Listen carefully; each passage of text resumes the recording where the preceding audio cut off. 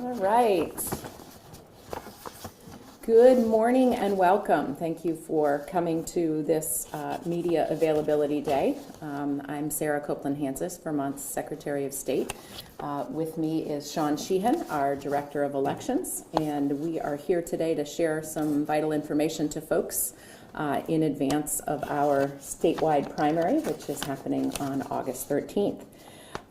We want to make sure that we take this moment to remind voters about how to cast their ballot for the primary, to highlight some new resources that our office has put out that you will get some links to at the end of this press availability today, and basically just explain some of the details about election administration in Vermont.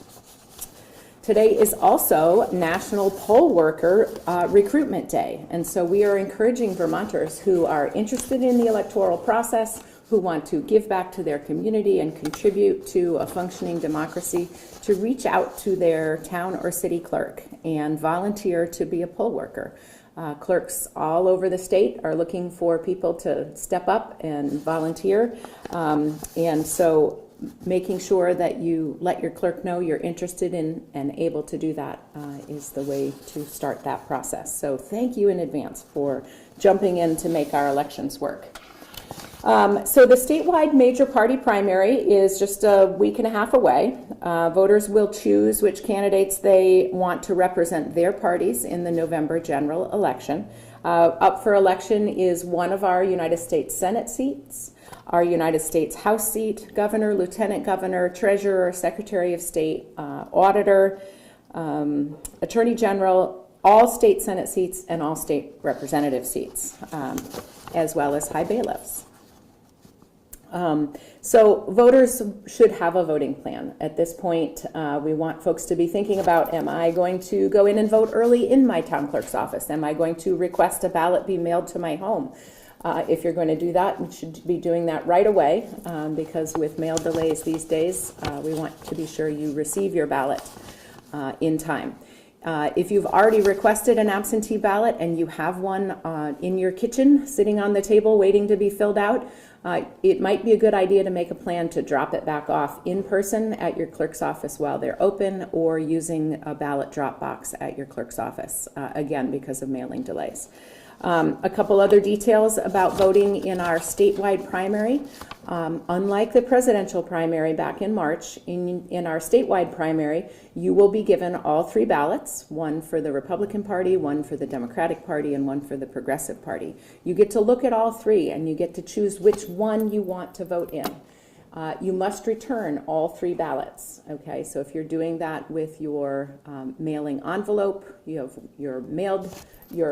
the ballot that you voted in goes in one envelope, and the two that you do not vote in go in the other envelope, and you must sign and return all of those envelopes, all of those ballots. Again, mail can be slow, so please use your clerk's office drop box.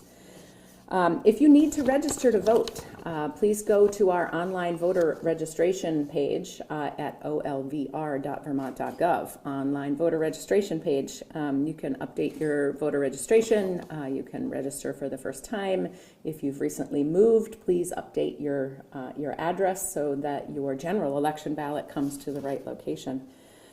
Your town clerk and city clerk can also help you get registered, and they have their hours posted. There's a great guide to all of the town clerk's offices on our website, and that'll be a part of the resources that we send out later on today.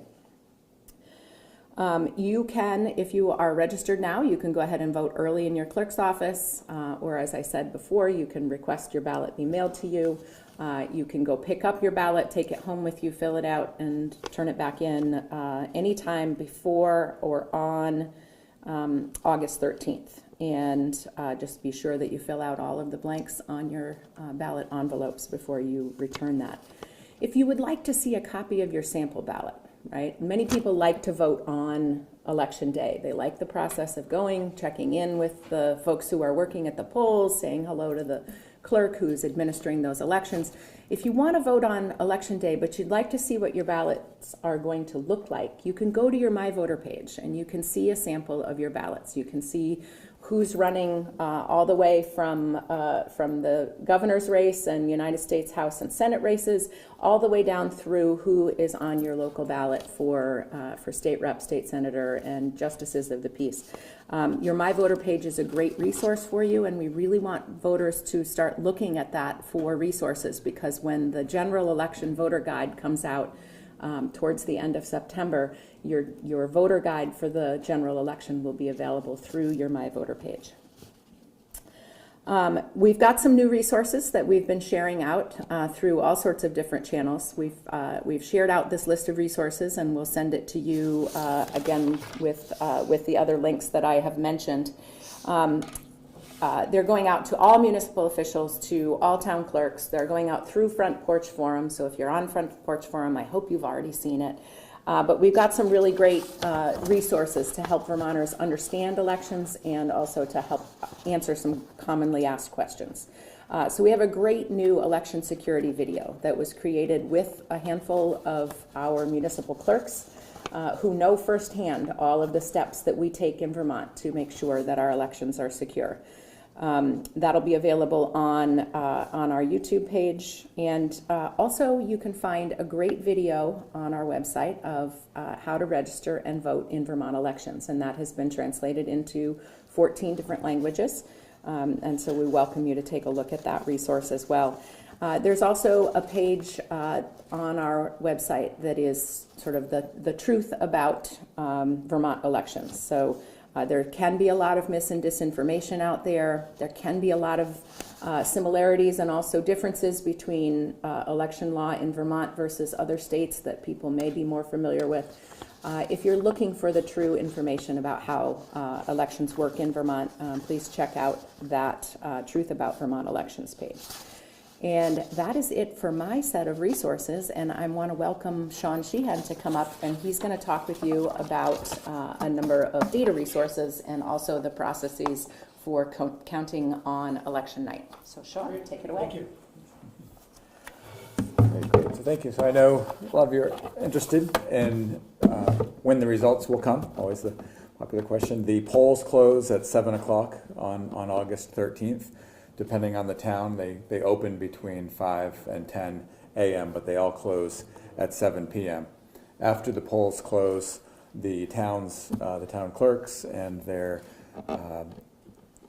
teams go through the counting. Some towns do hand counts, others have tabulators, and then they report the results in to us. It'll be the unofficial results that they have that night. The official results will come as part of a canvass, and the following day they'll count write-in votes and they'll certify those results. That following Tuesday, August 20th, we'll have the certification of the official results for statewide races. For local races and legislators, it'll be on Friday. But as far as those unofficial results that come in, they get posted on our website at electionresults.vermont.gov. You can also get there through the Secretary of State's homepage, but the direct link is electionresults, all one word, .vermont.gov. We also have a lot of information on our website about past elections. There's an election archive, and that's election archive, all one word, .vermont.gov. So electionarchive.vermont.gov has a lot of information there as well. We're also we're also letting folks know we have heard the National Association of Secretaries of State has put the word out about common election scams, election season scams that happen. Some have to do with political donation scams. The second one is fake surveys and polls. And a third is voter registration scams, where somebody will, we've heard of some of those here, where people are getting a phone call or getting an email saying that they need to re-register to vote or need to confirm their registration to vote. Fortunately, I think folks are calling their town clerks. They know that town clerks are the source of trusted information, and the Secretary of State is as well. And we confirm to them that they don't, unless the town clerk says their voter registration is challenged, there's not going to be any outside party that would be contacting them about that. And people can also go to the Secretary of State's website at My Voter page, which is mvp.vermont.gov, and you can see your registration status, the address, where you are at that point for yourself. So that's an information. I did bring some copies if anyone wants, and more information on those 3 scams, or I can share the PDF information. Beyond that, we also have numbers and data on the absentee ballot requests. To date, there's been more than 22,000 absentee ballots that have been issued, sent to voters, and nearly just over 8,000 have been returned. So over 8,000 people have already voted, which isn't a huge number. I think as we talked about, a lot of people like to get them, maybe wait till we get closer to election day to vote, or to come bring them into the polls to vote. But certainly the absentee voting and has something that's increased, certainly since the pandemic, but even before the pandemic increased over the previous couple decades. So those are the main sorts of information and data we have on the website, and are happy to help with any questions that come up between now and the 13th or after. Great. Question? Yes, so looking at those scams, what might be a more legitimate way of contacting people that someone would expect? You know, if there is a problem with my registration, what would help me differentiate that this is a legitimate thing rather than a scam? Okay. Yeah. So if there's an issue, did you want? No, go ahead. Yeah. So so I think it would be coming from the town clerk and the city clerk if they have an issue with their registration, if they were challenged. And that's the great thing about Vermont community being so small. Everything really, the elections are run at the local level. People know their town clerks and their city clerks can reach out directly. They can come right in. I think, as is often the case with anything, whether you're talking about elections or any scam with government or otherwise, if you get a call that seems a little fishy, or somebody could be masking their phone number, always asking if you can call them back at the published number if you're ever not sure. I think that goes for probably Department of Motor Vehicles or Agency of Human Services, who have been before. So reaching out that way. So calling, if you're not sure if it is your clerk, you could always offer to call your clerk back or call the Secretary of State. In the event that a clerk perhaps thought someone had moved out of town, they might have issued a challenge letter, but the law is very clear that we do not do massive adjustments to the voter rolls in the 90 days leading up to an election. And that is in part to make sure that we're not disenfranchising someone, give them time to respond. And so a challenge letter would be something that would come into the mail to the official mailing address that you would have had on file with your town or city clerk. And there is never an instance where someone will come door to door or reach out to you by telephone to talk with you about your voter registration status. And the other thing important to note too, and that Vermont's different than many states as well, that you can register the same day. So you can go right to the polls and register to vote if you're not registered. But also if there's an issue with your registration right at the polls, you can sign an affidavit that you're a resident and take care of things right there as well. So as the Secretary said, it wouldn't be people coming door to door, but it's also not something if somebody's urgently saying you have to respond today and do this. That's not the case in Vermont. I should say as well, you mentioned poll worker day today. I know at least 2 longtime city clerks have stepped down, and these positions were available in recent years. Can you talk a bit about having safe, secure elections and encouraging newer people to get involved with government as well? Yeah, we've been working on ways to elevate the role of town or city clerk since I was elected nearly 2 years ago.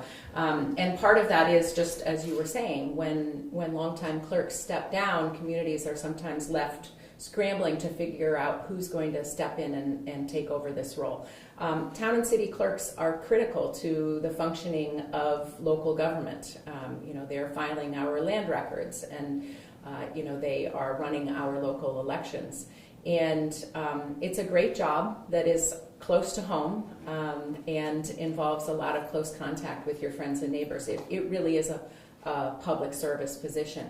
But our office does a lot, and I'll let Director Sheehan talk a little bit more about it. We do a lot to train and support and give resources to our town and city clerks for a wide range of their duties, but in particular for those new clerks for whom this is their first election. So why don't you talk a little bit about the great training that you had earlier this week? Absolutely. Yeah. Just on Tuesday, we had a training for new clerks, an all-day training we went through, and we had about 70 clerks there, which we let them define new. Some were even newer than me. And some were a few weeks in their job, and others that had been there a couple of years, but at this point going through a presidential cycle felt they could use that additional training. And we went through everything from the responsibilities of working together with their town election workers, what to do before the election, day of election, post with the counting. We went over the accessible voting machines so that Vermonters with a disability can vote and do so in an accessible way. There's specific machines that every town clerk has at the voting locations. And then we went through the tabulators and went through our systems as well. We do those trainings, and I think this is probably a good point too for people maybe interested in working and becoming more involved as clerks. Is the support structure doesn't start and end with us. In fact, there's a terrific association, the Vermont Municipal Clerks and Treasurers Association, that we work very closely with. Some of their seasoned pros came to our training on Tuesday, and to be able to share kind of the case studies, the examples of how they dealt with different challenges is a terrific support system for clerks. And of course, the Vermont League of Cities and Towns also partners with both us and the association to support those clerks and municipal officials. What's usually the margin of error, or like the difference between unofficial and official election results? Like, how great can the difference be? So I don't know that there's a typical difference, but there's a very specific reason why we get you the unofficial results as quickly as we can, but then go back and carefully receive results from the clerks. And I can let Director Sheehan talk a little bit about the processes that our team goes through with clerks in the 24 hours after elections.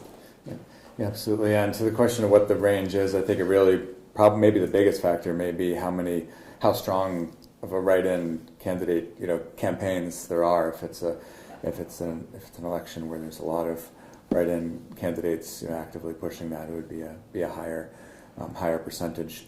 But the teams in the local committees, when they count, the presiding officer, the clerks, have other people with them. They go through each vote. If there's any question and there's a specific guide on if it isn't clearly marked in, is the intent clear? Is the name, if there's a write-in candidate, clear? And so a lot of those pieces can take time to be official. And so really the election night reporting is done as a service. We know a lot of the public out there, we know the media is very interested in getting these numbers. So we get the unofficial results in from each town, work with them, and then in the time between then and the canvass, work closely with those towns and their presiding officers to support them in making sure that the count is done accurately. 11 o'clock at night or midnight is not a great time to be holding someone to 100% accuracy. So it's always a good idea to make sure that we give time for that triple check, and as the director said, to sort through the write-in candidacies.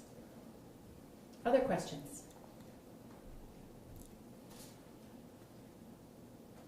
All right.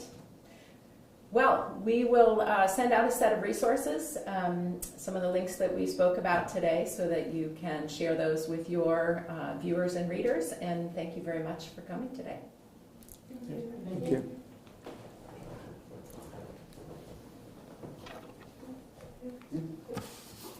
Your shoes are so reflective. Oh no, am I too flashy? Should I have stayed back No, here? there's no real light coming through, and they're super reflective. Yeah. Well, that's so that I don't get run over by a car when I'm out running on the side of the road.